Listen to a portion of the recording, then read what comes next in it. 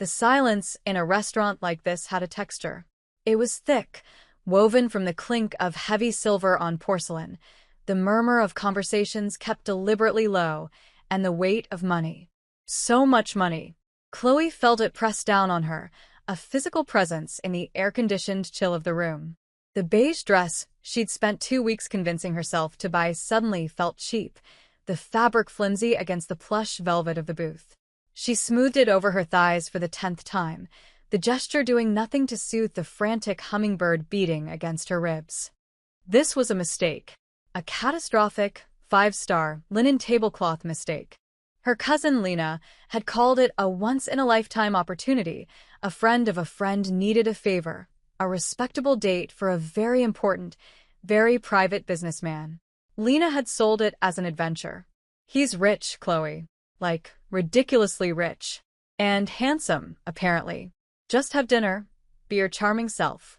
What's the worst that can happen? Chloe could now list at least a dozen worse things, starting with the way the maitre d' had looked at her, his gaze flicking over her full figure, her dark skin, her carefully styled braids, and landing on something that looked suspiciously like pity. She was an anomaly here, a glitch in the carefully curated matrix of old money and quiet power. She was 20 years old, a library sciences student who spent her days in the hushed reverence of archives, surrounded by the scent of aging paper and leather. Her world was small and safe and ordered. This place was the opposite of all of those things. She was checking the time on her phone for the 5th time when a shadow fell over the table. He moved like the room owed him space, the other patrons parting for him without a conscious thought. He wasn't loud or ostentatious. He was simply absolute. He wore a charcoal suit that was so perfectly tailored it seemed less like clothing and more like a second skin, one that hinted at the disciplined strength beneath. Tom Ford, her mind supplied, a useless bit of trivia picked up from a magazine. He slid into the booth opposite her, his movements economical and silent. He didn't offer a greeting. He didn't smile. He just watched her, his eyes dark, unnervingly still. They were the eyes of a predator, not because they were cruel, but because they were constantly assessing, calculating, seeing everything she was trying to hide. "You're Chloe," he said. It wasn't a question. His voice was a low baritone, smooth and cold as the marble floor. "And you're my date," she managed, the words feeling foolish and small in the cavernous space between them. He ignored her attempt at levity. His gaze swept over her, from her face down to her hands resting on the table, and back up again. It wasn't a leer. It was an inventory. He was cataloging her, filing her away. She felt her skin prickle, a flush of heat creeping up her neck. She was used to being looked at, but not like this. Not like she was a problem to be solved. A waiter appeared, silent and efficient, placing a bottle of sparkling water on the table and filling their glasses. The man across from her didn't acknowledge him. His focus remained entirely on her. "Do you know who I am?" he asked. Lena said your name was Jinwoo, that you're in finance. A flicker of something, amusement, maybe, or contempt, passed through his eyes. It was gone as quickly as it appeared. She was half right. He leaned forward slightly, the subtle scent of something clean and sharp, like cedar and cold night air, reaching her. This was a test. Or an insult. I haven't decided which yet. Chloe's brow furrowed. A test? I don't understand. My business associates have a peculiar sense of humor, he said, his voice dropping even lower. They believe they can find a weakness, a pressure point. They search for something to unbalance me. His eyes met hers again, and this time there was no mistaking the cold dismissal in them. They sent you. The implication hit her like a physical blow, winding her. They sent her. A young, plus-sized black woman. A girl who so clearly did not belong in his world. She was the punchline to a joke she hadn't even known she was a part of. The humiliation was a hot, metallic taste in the back of her throat. All her insecurities, all the little fears she had pushed down to even walk in here, rushed back up to choke her. "So, I'm an insult," she said, her voice trembling slightly. She hated it. She hated him for making it tremble. He didn't soften. He didn't apologize. He gave her the courtesy of a cold, brutal honesty. "You are a message," he corrected her, his tone flat and final. "A message I have received. But you are not a person I am having dinner with." He reached into his suit jacket, pulling out a slim wallet. He placed several $100 bills on the table. "For your time. Now leave." Tears pricked at the corners of her eyes. Hot, angry, mortified tears. She blinked them back fiercely, refusing to give him the satisfaction of seeing her cry. The money on the table felt like the final, crushing weight of his judgment. He wasn't just dismissing her. He was paying her off, erasing the last 10 minutes as a transaction. She stood up, her chair scraping softly against the floor. Her hands were shaking. "Keep your money," she whispered, her throat tight. She turned to walk away, to flee the suffocating silence and his dissecting gaze. She just wanted to be gone, to be back in her small apartment where she could breathe. She took 2 steps. That was when the world exploded. The soft symphony of the restaurant shattered into a cacophony of screams and breaking glass. The floor-to-ceiling window behind their booth imploded, spraying crystalline shards across the room. A woman shrieked. A man yelled. Chloe froze, her mind unable to process the sudden violence. Before she could even turn, an arm like a steel band wrapped around her waist, yanking her backward. She stumbled, a cry catching in her throat as she was pulled down, hard, against a firm body. Jinwoo. He had moved faster than she thought possible, a blur of controlled motion. He shoved her down behind the overturned table, his body a solid shield over hers. The scent of cedar and gunpowder filled her senses. "Stay down," he commanded, his voice a low growl in her ear. His breath was warm against her skin. The pop-pop-pop of silenced gunfire echoed through the chaos. Chloe squeezed her eyes shut, her face pressed into the expensive wool of his suit jacket. She could feel the steady, calm rhythm of his heart against her cheek, a stark contrast to the frantic terror seizing her own. He wasn't scared. He was working. She felt him shift, the muscles in his back coiling. There was a metallic click, a sound she recognized from movies, but which sounded infinitely more sinister in real life. He moved, peeling himself away from her just enough to peer over their makeshift cover. Another series of shots, closer this time. A heavy thud as a body hit the floor nearby. He was back over her in an instant. "We're leaving. On my signal. You run for the kitchen door. Do not stop. Do not look back. Do you understand?" She could only nod, her face still buried in his chest. He grabbed her chin, forcing her to look at him. His eyes were no longer cold and assessing. They were black ice, lethal and focused. "I said, do you understand me, Chloe?" He said her name. He said her name, and it sounded like a weapon. "Yes," she breathed. "Go." He pushed her, and she scrambled, her legs clumsy beneath her. She ran, fueled by pure adrenaline, her lungs burning. She didn't look back. She dove through the swinging doors of the kitchen into a world of stainless steel, shouting staff, and the smell of fear. Hands grabbed her, pulled her along. She was part of a tide of terrified people flooding out a back exit into a grimy alley. The cold night air hit her, and she gasped, leaning against a brick wall, her body shaking uncontrollably. She was alive. She was out. But before the relief could fully register, a black sedan screeched to a halt at the mouth of the alley. The back door flew open. Kwon Jinwoo emerged from the chaos behind her, not a hair out of place, his suit jacket immaculate save for a dusting of plaster on the shoulder. His face was a mask of grim purpose. He didn't look at anyone else. His eyes found her, locking on her instantly. He crossed the alley in 3 long strides, his presence silencing the panicked whispers around them. He took her arm, his grip firm but not painful. "Get in the car." "What?" "No, I have to go home," she stammered, trying to pull away. "Your home is not safe," he said, his voice leaving no room for argument. "The men who did this saw you with me. They think you are important. You are a loose end." "My loose end." He pulled her toward the car, his strength overwhelming. "You're not going anywhere." He pushed her into the back of the sedan. The door slammed shut with a heavy, final thud, the lock engaging with an audible click.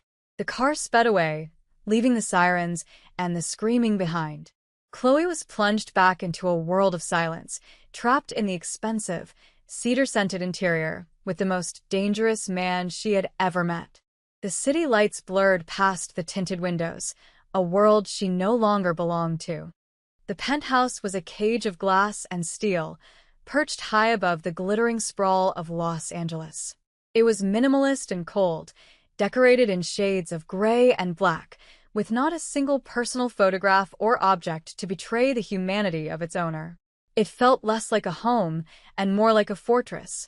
Chloe sat on the edge of a severe leather sofa that probably cost more than her college tuition, her arms wrapped around herself.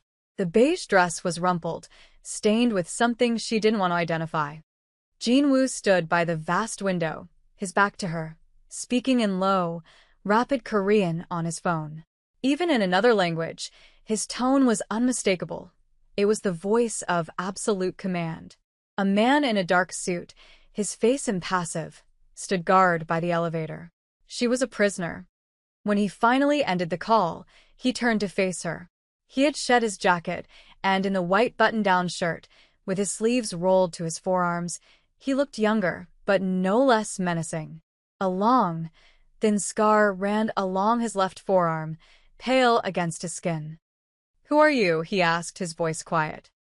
"I told you. My name is Chloe. I'm a student." "Who arranged the date?" "My cousin Lena. She works for a catering company. She said one of her clients, a Mr. Park, needed a favor for an associate. That's all I know." His jaw tightened at the name. "Park," he repeated, the name a curse on his tongue. He walked over to the bar and poured 2 fingers of amber liquid into a heavy crystal glass. He didn't offer her any. "Park is not my associate. He is my rival. And he is a man who enjoys cruel jokes." He took a slow sip of the whiskey. "He set this up to publicly humiliate me, to show his people that I could be made a fool of. And he used you to do it." The words from the restaurant came back to her. "You are a message." He had been right. The shame was still there, but now it was laced with a cold spike of fear. She wasn't just an awkward blind date. She was a pawn in a war between powerful, violent men. So, the attack, that was him. "It was his opening move," Jin-woo said. "An attempt to see how I would react. To see if the message had landed. Now he knows you were with me when it happened. He will assume you are my confidant, my lover, my weakness." Chloe let out a shaky laugh that sounded more like a sob. "Weakness? He saw me for 10 minutes. You told me to leave. It doesn't matter what is true. It only matters what they believe." He finished his drink in one swallow, setting the glass down with a sharp click. "Until Park is dealt with, you are a target. Which means you will stay here." Days bled into one another. Chloe was confined to the penthouse, a ghost haunting its sterile, empty rooms. She ate meals brought by silent men in suits, read books from a sparsely populated shelf, and stared out at a city that felt 1,000,000 miles away. Jin-woo was a phantom, coming and going at odd hours. Sometimes she would wake in the middle of the night to the sound of his low voice in the living room and know that he was still awake, still fighting his unseen war. One evening, he came back later than usual. There was a dark stain spreading across the side of his white shirt, and he was moving stiffly. The man with him, his ever-present shadow, looked worried. "It's nothing," Jin-woo snapped in Korean, waving the other man off. He went to the bar, trying to pour himself a drink, but his hand was unsteady. The bottle clinked against the glass. Chloe found herself on her feet, moving toward him before she had made a conscious decision to. "You're hurt." "It is a scratch," he said, turning his back to her, a clear dismissal. But she saw him wince as he reached for the glass. "Let me see," she said, her voice soft but firm. It was the tone she used at the library to calm anxious students during finals week. He turned, his eyes flashing with irritation, ready to refuse. But he stopped. He looked at her, truly looked at her, for the first time since that night. He saw not a liability or a message, but just her. And for some reason, he didn't send her away. He gave a curt nod. She led him to the sofa and gently helped him remove his shirt. A crude bandage was taped to his side, already soaked through. "This needs to be cleaned and stitched," she said, her voice clinical, pushing down the tremor in her hands. "Do you have a first aid kit?" His man brought one. It was more like a field surgeon's bag.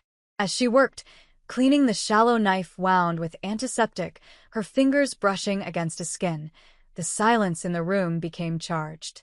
He was so still, watching her every move. His skin was warm. The muscles of his torso were coiled and hard, a landscape of disciplined power. Her fingers traced the edge of an older, uglier scar near his ribs. It was puckered and white. He flinched, an involuntary jerk. "I'm sorry," she whispered. He was quiet for a long moment. "It was a long time ago," he said, his voice rough. "I was careless. I thought I could protect her." Chloe didn't ask who her was. The wound in his voice was deeper than the one on his side. It was a place of profound failure, a ghost he still carried. He, this man of absolute control, had lost control once, and someone had paid the price. That was his vulnerability. That was the thing he never wanted to happen again. She finished stitching the wound, her work neat and precise. Her hands didn't shake. When she was done, her fingers lingered for a second too long on his skin. He didn't pull away. He just watched her face, his expression unreadable. A few days later, a commotion by the elevator woke her from a light doze on the sofa. Jinwoo's men were arguing in hushed, urgent tones. Jinwoo appeared, his face a thundercloud. "What is it?" he demanded. "Park's men were seen near your old apartment building," one of the men said, not looking at Chloe, but clearly aware of her presence. "Asking questions. About her." Chloe's blood ran cold. Her apartment. Her life. They were trying to erase it, to erase her. During the ensuing chaos, as Jinwoo issued a string of cold, lethal orders over the phone, the guard at the elevator was distracted. The door stood open. It was her chance. She could walk in, press the button for the lobby, and vanish. She could run, disappear, try to reclaim the life that had been stolen from her. She took a step toward it, then another. Her heart hammered in her chest. Freedom was right there. But she stopped. She thought of Park's men. They weren't just looking for her, they were hunting her. Leaving now wouldn't make her free, it would make her dead. And a strange, unwelcome thought followed. Leaving would also leave Jinwoo exposed. They would know they had found his weakness. She turned away from the elevator. She made a deliberate choice. She walked into the kitchen, poured a glass of water, and when Jinwoo finally hung up the phone, his face carved from stone, she was standing there, waiting. He saw her, and his eyes widened almost imperceptibly. He knew she could have left. He crossed the room until he was standing in front of her, so close she could feel the heat radiating from his body. He said nothing. He simply looked at her, the silence stretching, becoming a tangible thing between them. Then, he lifted his hand, slowly, as if not to startle her. His fingers, warm and calloused, brushed a stray braid from her cheek. His thumb rested just below her eye, a touch so gentle it made her breath catch. It wasn't a gesture of passion, but of possession, of assessment, a silent acknowledgement. She had stayed. And in doing so, she had changed the rules of the game. "They will not touch you," he said, his voice a low vow. "I will burn Park's entire world to the ground before he lays a hand on you." That was the moment she understood she was no longer just a prisoner. She was something far more dangerous, his. The war with Park escalated. It was no longer a series of subtle moves, but open warfare fought in the shadows of the city. One afternoon, Jinwoo decided to move her to a different safe house. The transition was supposed to be seamless, clinical. It was anything but. The ambush happened in a parking garage downtown. 2 black cars boxed them in, men with guns pouring out before their own vehicle had even come to a complete stop. Jinwoo's driver was dead before Chloe registered the first shot. Jinwoo reacted with the same chilling calm as before, shoving her down onto the floor of the car and returning fire through the shattered windshield. Glass rained down on her. The car shook with the impact of bullets. Amid the terror, a strange clarity descended. He was pinned down. They were going to die here. The fire suppression system, he grunted, reloading his weapon with swift, practiced movements. In the trunk, there's a manual release behind the seat. She scrambled, pulling at the leather panel. Her fingers found a small, metal ring. I have it. Pull it when I tell you. It will fill the garage with foam. You will have 30 seconds to get to the stairwell on the left. Run. He laid down a volley of covering fire, then yelled. Now. Chloe pulled the ring. A thick, white foam began to hiss and spray from vents under the car, instantly obscuring everything. She shoved the car door open and ran, choking on the chemical smell. She made it to the stairwell door, her hand on the handle, and risked a glance back. Jinwoo was providing cover, but he was limping. He'd been hit in the leg. One of Park's men was closing in on his blind side. There was no time. Chloe didn't think. She acted. She saw a discarded fire extinguisher on the wall beside her. She grabbed the heavy metal canister, hefted it, and charged back into the foam. She swung it with all her strength, catching the man behind the knees. He went down with a cry of pain and surprise. The opening was all Jinwoo needed. A single, precise shot, and the man was still. Jinwoo grabbed her hand, his grip like iron, and pulled her into the stairwell, slamming the heavy fire door behind them. They collapsed onto the concrete landing, chests heaving. You came back, he said, his voice laced with disbelief. You were hurt, she panted, looking down at the growing red stain on his trouser leg. He looked from his leg to her face, his dark eyes searching for something. You should have run. You would have died. They stayed there for a long moment, the sounds of shouting and confusion echoing from the garage. He was bleeding. He was mortal. And she had just crossed a line. She had participated. She hadn't pulled a trigger, but her actions had led directly to a man's death. The quiet, orderly world of the library was gone. It had burned to ash in a foam-filled parking garage. Later, in the new safe house, a sterile, anonymous apartment, she tended to his wound. It was a through-and-through, painful but clean. As she wrapped the bandage, he watched her, his guard finally, completely down. You look at me, he said, his voice rough with pain, and something else. And you don't flinch. Everyone else flinches. I'm too tired to flinch, she admitted, her voice raw. And too scared of what happens if I look away. He reached out, his hand covering hers where it rested on his knee. His touch was electric. Don't get tired, Chloe, he said. It wasn't a request. It was a command, a plea. Don't look away. It was not a declaration of love. It was something far more honest, more dangerous. It was a confession. An admission that in this world of violence and betrayal, her steady gaze had become his anchor. The final move came 2 days later. It wasn't an attack. It was a message. A package was delivered to the safe house. Inside was a single, leather-bound book from the rare archives collection at her library, a place only she had access to. Tucked inside was a photo of her cousin Lena, with a red circle drawn over her face. The message was clear. They knew who she was. They knew who she cared about. The war was no longer his. It was hers. The confrontation happened at a deserted shipyard. Park had Lena. He wanted to trade her for Chloe. Jinwoo had forbidden her from coming, but Chloe knew this was her fight now. She used the burner phone Jinwoo had given her to make her own arrangements, feeding one of Jinwoo's younger, more ambitious soldiers a piece of false information that would get her to the meeting point. She was done being a pawn. When she arrived, the scene was already set. Park stood on a loading dock, Lena crying beside him, a gun to her head. Jinwoo and his men were positioned behind a stack of shipping containers, a tense standoff. The girl for the liability, Park shouted, his voice echoing in the cavernous space. A simple exchange, Kwan. Or your pet's family pays the price. Jinwoo's face was stone, but Chloe saw the fury in his eyes. He was trapped. It's okay, Chloe said, stepping out into the open space between them. All guns turned to her.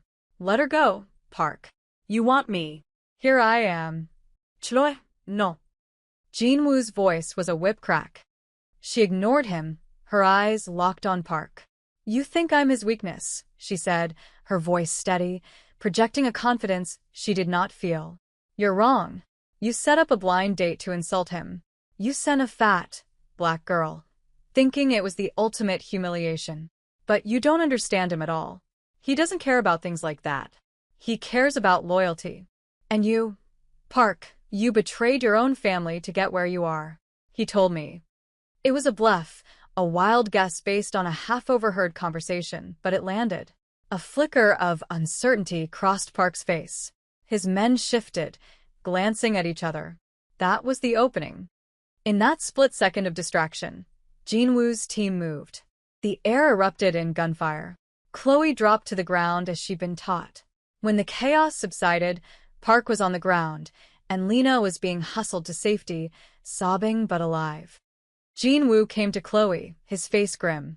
He pulled her to her feet, his hands checking her for injuries. That was the most foolish, reckless thing you have ever done. It worked, she said simply. He stared at her, the last of the adrenaline fading, leaving something raw and undeniable in its place. He cupped her face in his hands, his thumbs stroking her cheeks. They thought you were my weakness, he said, his voice low and thick with emotion. They were wrong, he paused, his dark eyes holding hers. You are my reason. Her old life was a ghost. She could never go back to the archives, to her small apartment, to the person she used to be. The cost of her survival was her innocence. The cost for him was the impenetrable wall he had built around his heart, now breached. Nothing in their world was free. A week later, standing at the floor-to-ceiling window of his penthouse, the city lights a galaxy at their feet, he made her the offer. A new identity, a bank account with more money than she could spend in a lifetime, a quiet life in any city she chose, a clean slate, a way out. He was giving her a choice, the one thing no one else in his world ever got. She looked at him, at this lethal, broken man who had shown her a terrifying and brutal world, but who had also looked at her and seen not an insult, but a reason.